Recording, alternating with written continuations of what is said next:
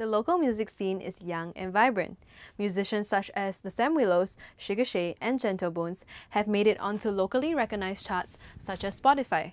They are also thriving within the local music industry. Despite these successes, the stigma of being a musician still remains. Many Singaporeans still view the career choice as unpredictable and risky. We interviewed Haider, the founder of Invasion Singapore, to get his opinion on the local music scene. Our main issue right now is that audience, there's not enough of people that are interested in listening to local content. The question is why, right? So we feel that it's not so much because they don't want to. It's just because they haven't been exposed to the highest quality of content. So we wanted to tackle that primary issue first.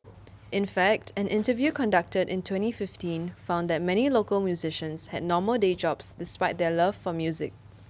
Aiden, the lead vocalist of local band Stopgap, talks about the viability of being a musician as a career choice.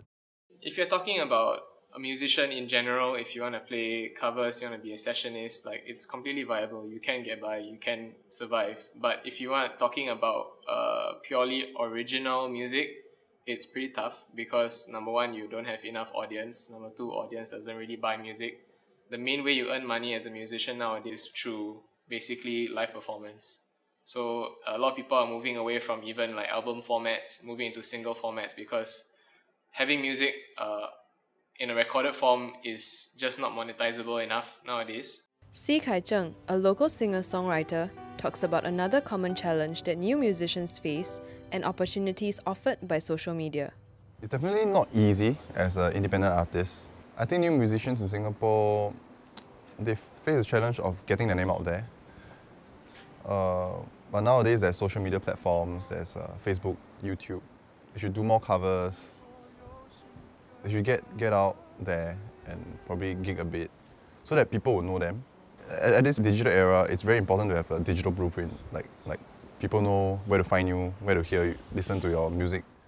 Despite such challenges, more is being done to promote the local music scene. In fact, government funding for arts and culture has been steadily increasing over the years. It has doubled from 2008 to 2015.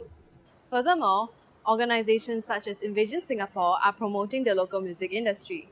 Our very first campaign was called the Skate Invasion Tour, and that whole campaign was about getting younger students in secondary schools and tertiary institutions to get exposed to some of the best talent that's available, music talent in Singapore. So we work with people like the Sam Willows, Sugar Shay, Inch, Chua, to come down to schools to perform for them, give talks, in hopes of doing two things. One is build an audience. Second portion is to feed into the ecosystem, meaning a lot of these people that are in the schools, they are actually the next generation of musicians, next generation of dancers, and the goal is to show them that, hey, you can actually do it.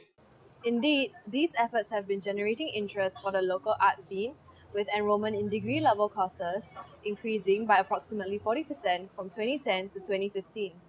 While the local music scene may face challenges, with today's efforts to improve arts appreciation, current prospects for aspiring musicians are definitely looking brighter. To end off, our interviewees each gave some words of advice to aspiring local musicians. I think the best piece of advice I can give is to kind of stay hungry and keep looking for ways to improve yourself. The biggest thing that would help you is to remain humble. Do you. It means to know yourself, to be yourself, and then to do what you love. 不用觉得我会自动偏旁。